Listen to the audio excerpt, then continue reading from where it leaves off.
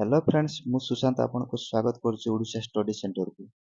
आज आम ओडिया ग्रामर पद प्रकरण किसी क्वेश्चन आंसर को डिस्कशन करवा। तो एग्जाम पॉइंट ऑफ व्यू रु बहुत गुरुत्वपूर्ण रहिबो।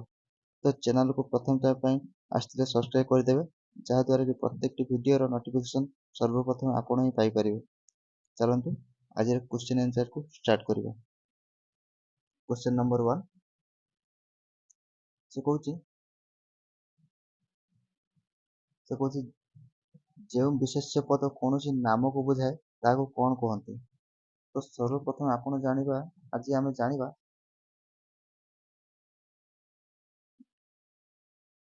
पद क्या कहुए। आपन टी नोट डाउन कर दे पिला माने। पद होची वाक्यर प्रत्येक अंश को आम पद बोली कही। पद प्रकरण होची हमर 5 प्रकार। आपन टी नोट डाउन कर देंतु पिला माने। प्रथम है विशेष्य पद, विशेषण पद, सर्वनाम, अव्यय, क्रिया। तो से पचारि जो विशेष्य पद कौन नाम को बुझाए ताको आम कौन कहते। आम विशेष्य पद क्या कहवा नोट डाउन करदे। जो पद कौन नाम को बुझाए ताको आम विशेष्य पद बोली कही था नेमिंग वर्ड। फॉर एग्जांपल है व्यक्ति, स्थान, हिमालय, ग्राम, सहर इत्यादि। तो एठार क्वेश्चन पचार जो विशेष्य पद कौन नाम को बुझाए ताको आम कौन बोली कहवा। ऑप्शन देला नामवाचक विशेष्य, वस्तुवाचक विशेष्य, जातिवाचक विशेष्य, गुणवाचक विशेष्य। तो जना पड़ी नाम को बुझाइले नामवाचक विशेष्य बोली आम कही था। तो सठिक आंसर कौन हो? Option number A. Question number 2 से कहूँ संस्कार व्याकरणिक अर्थ कौन है? संस्कार ऑप्शन देला सूर्यंकर स्त्री, विश्वकर्मा कन्या, सहर, नाम। क्वेश्चन नंबर 2 मन रखते पिला माने संस्कार व्याकरणिक अर्थ है नाम। Option number D. Question number 3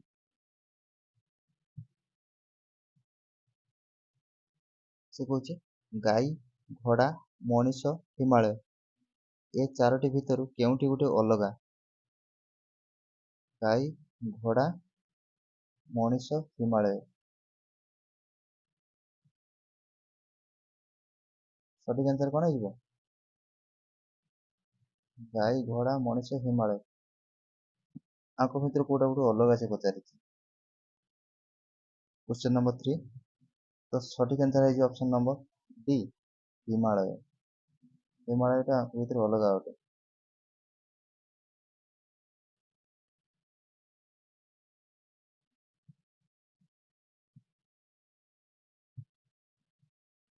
तो क्वेश्चन नंबर 4 कहूँ घर, इटा, पत्थर, सीमेंट एमती भिन्न धरणर माने आंक भितर अलग से पचारि कोटा। आराम से कर चलतु आराम से। तो सठिक आंसर है ऑप्शन नंबर ए घर। Question number 5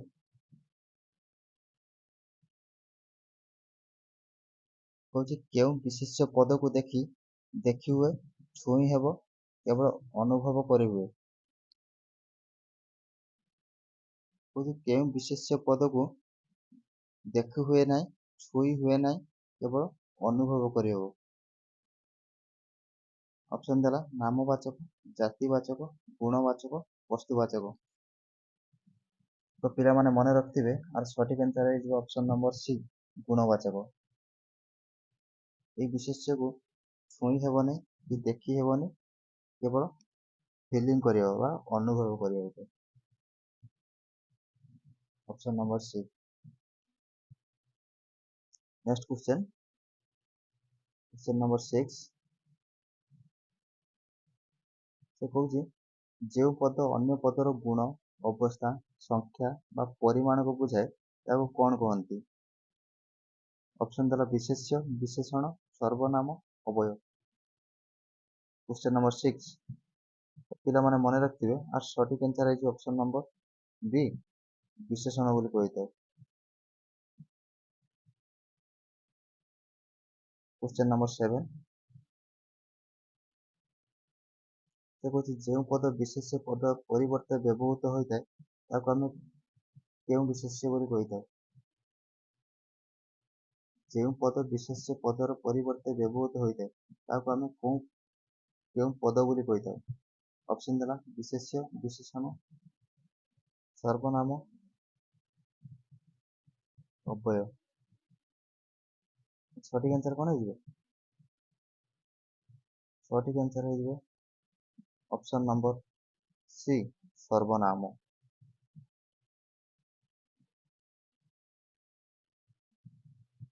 question number 8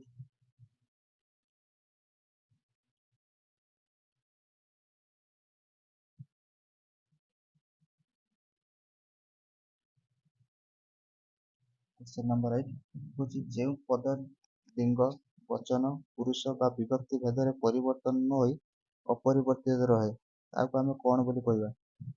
option देला विशेष्य, विशेषण, अव्यय, क्रिया। तो सठिक आंसर है ऑप्शन नंबर सी अव्यय बोली कहता।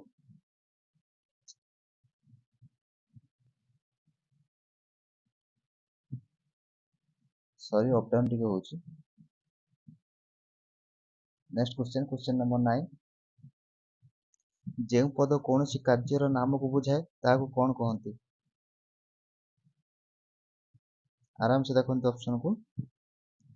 तो पिला माने मन रखिथिबे जेउ पद कोनोसी कार्यर नाम को बुझाइले ताको आमे क्रियावाचक विशेष्य बोली कहता। ऑप्शन नंबर सी।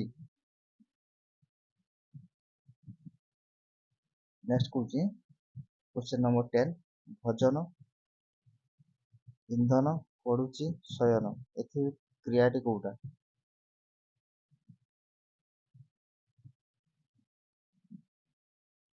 तो सठिक आंसर है ऑप्शन नंबर सी पढ़ुची ए गोटे क्रिया हो। क्वेश्चन नंबर 10 से कहूँ जो क्रिया द्वारा वाक्यर समाप्ति सूचक हुए ताको कौन कहती? ऑप्शन देला संयुक्त क्रिया, समापिका क्रिया, असमापिका क्रिया, यौगिक क्रिया।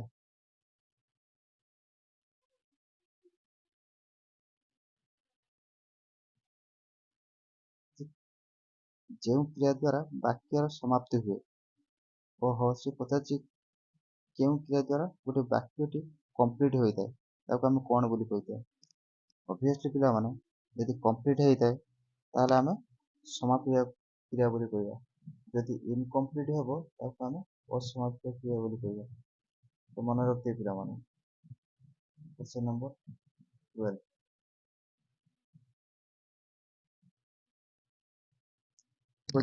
जो क्रियार वाक्य समाप्ति बुझाए ना माने वाक्यटी इनकम्प्लीट रोचे ताको आमे केउ क्रिया बोली कहबा? आमे पूर्व नेक्स्ट क्वेश्चन आमे करथिलु जे वाक्यटी समाप्त हो जाए ताने आमे समाप्य क्रिया बोली कहबा। से कहूचे एटा वाक्यटी कंप्लीट हेबो ना माने इनकम्प्लीट रहबो ताले आमे कोन करबा? आमे करबा असमाप्य क्रिया। ऑब्वियसली वाक्यटी इनकम्प्लीट माने अधा रहिले ताको असमाप्य क्रिया बोली कहता। नेक्स्ट क्वेश्चन,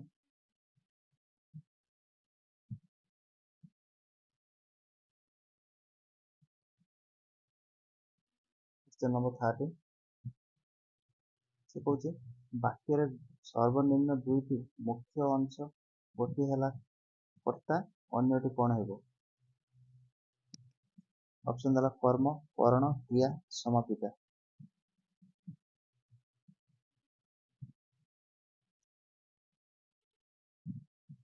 आंसर कहतु यदि वाक्य दुईटी मुख्य अंश थाए गोटे है कर्ता अन्यटी कौन हो?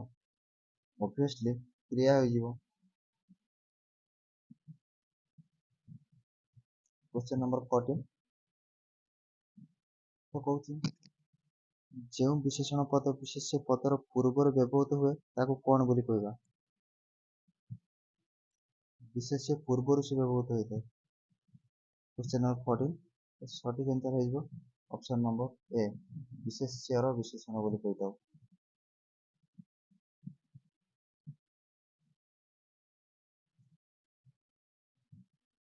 ମନେ ରଖିଥିବେ ପିଲାମାନେ, ଯଦି ବିଶେଷ୍ୟ ପୂର୍ବରୁ ବ୍ୟବହୃତ ହେଲା ତାକୁ ଆମେ ବିଶେଷ୍ୟର ବିଶେଷଣ ବୋଲି କହିବା। ଯଦି ପରେ ବ୍ୟବହୃତ ହେବ, ଏଇ ଆସିଗଲା କ୍ୱେଶ୍ଚନ୍ ଦେଖନ୍ତୁ, ଯେଉଁ ବିଶେଷଣ ପଦ ବିଶେଷ୍ୟ ପଦର ପରେ ବ୍ୟବହୃତ ହୋଇଥାଏ ତାକୁ ଆମେ କ'ଣ ବୋଲି କହିବା? ବହୁତ ଗୁରୁତ୍ୱପୂର୍ଣ୍ଣ କ୍ୱେଶ୍ଚନ୍ ଟି। ସଠିକ୍ ଆନ୍ସର୍ କ'ଣ ହେଇଯିବ? ବିଧେୟ ବିଶେଷଣ। ଯଦି ପୂର୍ବରୁ ବ୍ୟବହୃତ ହେବ ତାହେଲେ ଆମେ ବିଶେଷ୍ୟର ବିଶେଷଣ ବୋଲି କହିବା। ଯଦି ପରେ ବ୍ୟବହୃତ ହେବ ତାହେଲେ ଆମେ ବିଧେୟ ବିଶେଷଣ ବୋଲି କହିବା। ତ ପିଲାମାନେ ଟିକେ ନୋଟ୍ ଡାଉନ୍ କରିଦେଉଥିବେ। Next question, question number 16,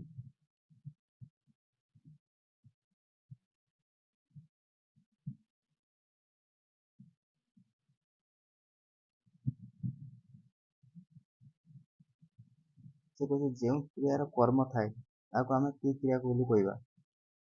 option ଦେଲା ସକର୍ମକ କ୍ରିୟା, ଅକର୍ମକ କ୍ରିୟା, ବିକର୍ମକ କ୍ରିୟା, କର୍ମଯୁକ୍ତ କ୍ରିୟା। ଯେଉଁ କ୍ରିୟାର କର୍ମ ଥାଏ,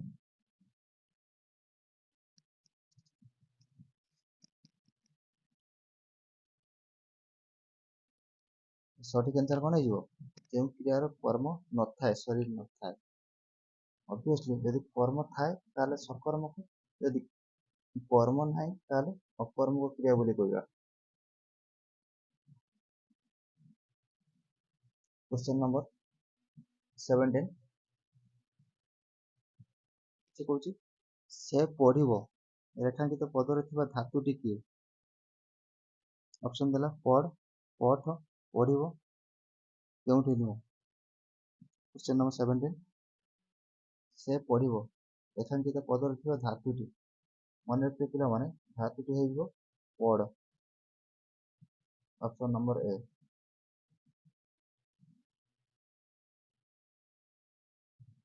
କ୍ୱେଶ୍ଚନ୍ ନମ୍ବର 18, କହୁଛି ସେ ଭାତ ଖାଇବ ରେଖାଙ୍କିତ ପଦଟି କେଉଁ କାଳରେ ରହିଛି? ସେ ଭାତ ଖାଇବ, ଖାଇ ନାହିଁ ଏପର୍ଯ୍ୟନ୍ତ, ଖାଇବ।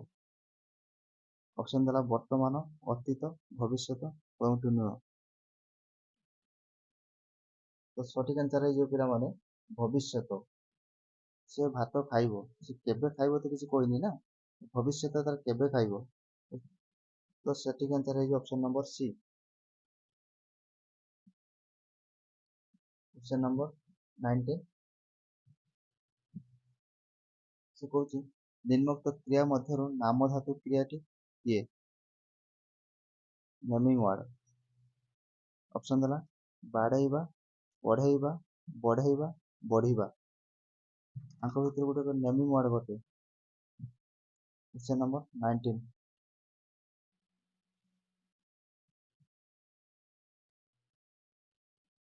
ତ ସଠିକ୍ ଆନ୍ସର୍ ହେଇଯିବ ପିଲାମାନେ ବାଡ଼େଇବା। ଏଇଟା ଗୋଟେ ନାମ ଧାତୁ କ୍ରିୟା ଅଟେ। ନେକ୍ସଟ କ୍ୱେଶ୍ଚନ୍, କ୍ୱେଶ୍ଚନ୍ ନମ୍ବର 20,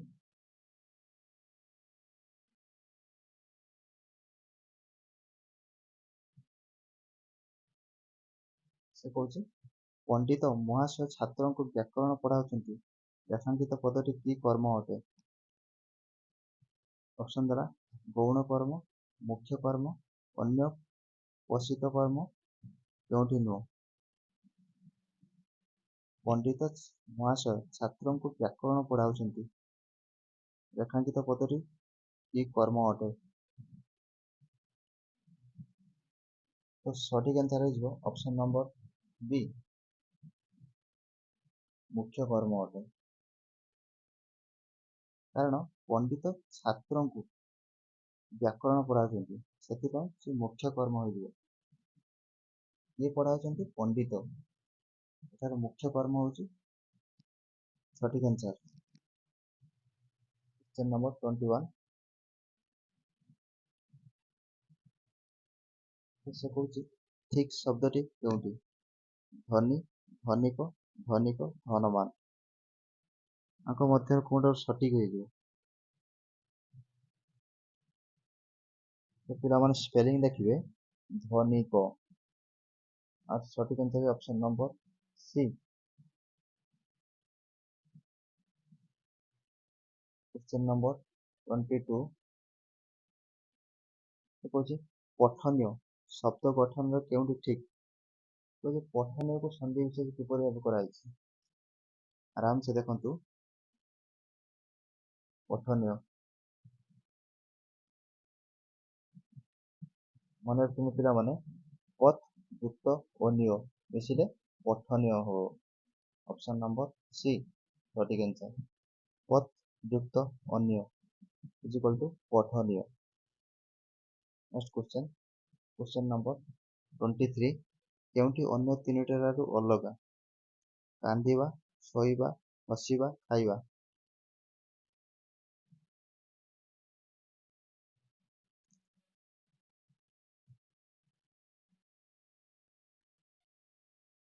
ତ ସଠିକ୍ ଆନ୍ସର ହେଇଯିବ ଅପସନ ନମ୍ବର ଡି ଖାଇବା।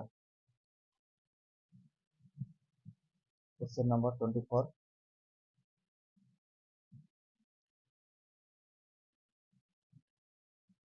କିଛି କହୁଛି ଏକ ବା ଏକାଧିକ ଅକ୍ଷର ମିଶି କୌଣସି ଅର୍ଥ ପ୍ରକାଶ କରୁଥିଲେ ତାହାକୁ ଆମେ କ'ଣ ବୋଲି କହିବା?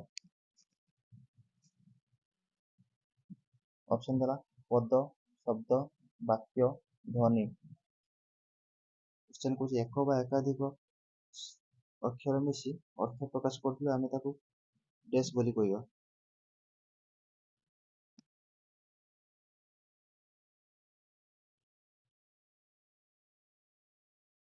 ତ ପିଲାମାନେ ମନେ ରଖନ୍ତୁ, ସଠିକ୍ ଆନ୍ସର ହେଇଯିବ ଅପସନ ନମ୍ବର ବି ଶବ୍ଦ ବୋଲି ଆମେ କହିବା।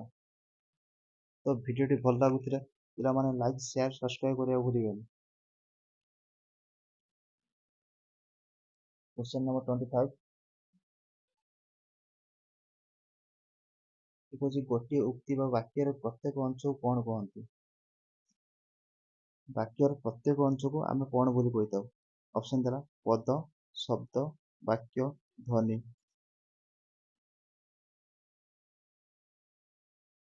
ପିଲାମାନେ ମନେ ରଖିବେ, ବାକ୍ୟର ପ୍ରତ୍ୟେକଟି ଅଂଶକୁ ଆମେ ପଦ ବୋଲି କହିଥାଉ। ନେକ୍ସଟ କ୍ୱେଶ୍ଚନ, କ୍ୱେଶ୍ଚନ ନମ୍ବର 26 କହୁଛି ଶବ୍ଦ ବାକ୍ୟରେ ବ୍ୟବହୃତ ହେଲେ ତାକୁ ଆମେ କ'ଣ ବୋଲି କହିଥାଉ? ଯଦି ଶବ୍ଦଟା ବାକ୍ୟରେ ବ୍ୟବହୃତ ହେବ, ଅପସନ ଦେଲା ବାକ୍ୟ, ବାକ୍ୟାଂଶ, ପଦ, ପଦାଂଶ। ତ ମନେ ରଖିଥିବେ ପିଲାମାନେ, ଶବ୍ଦ ଯଦି ବାକ୍ୟରେ ବ୍ୟବହୃତ ହେବ ତାକୁ ଆମେ ପଦ ବୋଲି କହିଥାଉ। କ୍ୱେଶ୍ଚନ ନମ୍ବର 27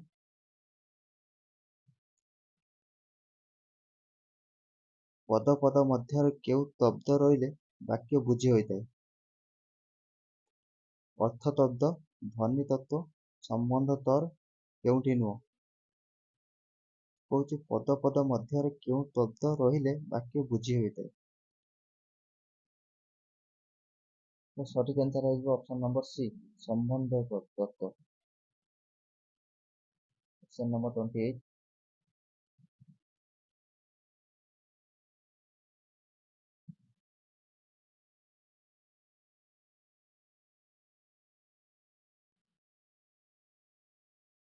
क्वेश्चन नंबर 28 से कौन कौन विवृत्ति प्रश्न विस्मय विस्मय किंबा अनुज्ञा भाव को प्रकाश करी स्वाधीन भाव में व्यवहृत सज्जीकृत शब्द समूह को कौन बोली कहवा?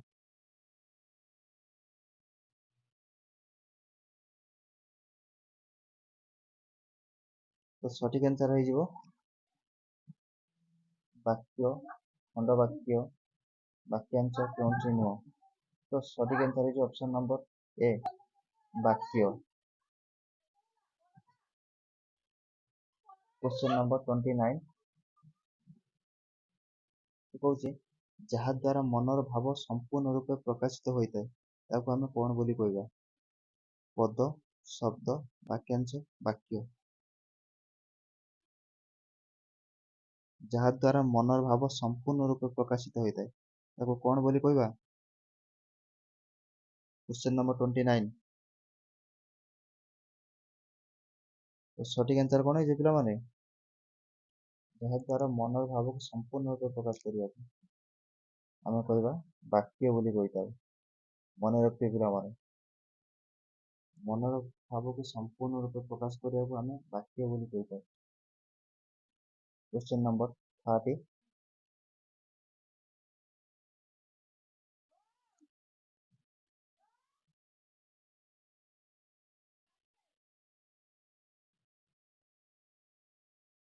Question number 30।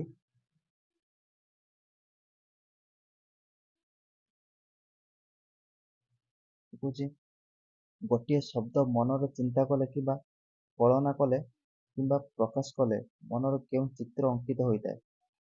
ଅପସନ୍ ଦେଲା ଅର୍ଥ ସମ୍ବନ୍ଧିତ ଚିତ୍ର, ରଙ୍ଗୀନ ଚିତ୍ର, ଅନୁରୂପ ଚିତ୍ର, ରେଖାଚିତ୍ର। କ୍ୱେଶ୍ଚନ୍ ନମ୍ବର 30 ତ ସଠିକ୍ ଆନ୍ସର୍ ହେଇଯିବ ଅପସନ୍ ନମ୍ବର ଏ, ଅର୍ଥ ସମ୍ବନ୍ଧିତ ଚିତ୍ର। Question number 31।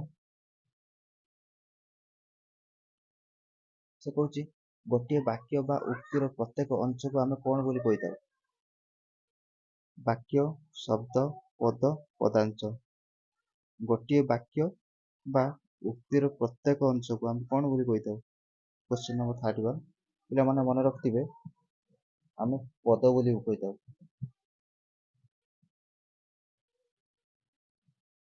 Next question, question number 32 वाक्य बा उक्तिर व्याकरणिक की भाग को कौन कह जाए? वाक्य बा उक्तिर व्याकरणिक विभाग को कौन बोली कह जाए? ऑप्शन देला पदान्वय, पद प्रकरण, वाक्य संयोजक, वाक्य विन्यास। कौन बोली कहवा? वाक्य बा उक्तिर वाक्य व्याकरणिक विभाग को। क्वेश्चन नंबर 32 तो सठिक आंसर है ऑप्शन नंबर बी, पद प्रकरण बोली कही था। आज शेष क्वेश्चन, क्वेश्चन नंबर 33।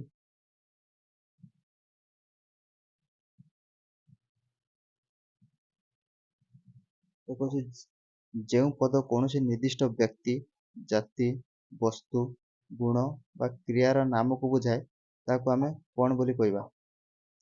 ऑप्शन देला वस्तु, व्यक्ति, विशेष्य, विशेषण। सठिक आंसर कौन है? जल्दी जल्दी कमेंट करंतु। जो पद कौन निर्दिष्ट व्यक्ति, जाति, वस्तु, गुण बा क्रियार नाम को बुझाई था। पिलाने मन रखता आम विशेष्य बोली कही था। तो आज भिडियो केमती लगे कमेंट बॉक्स में कमेंट करने को भूलें। तो किसी कहबार था कमेंट करेंगे। तो आज एतिक।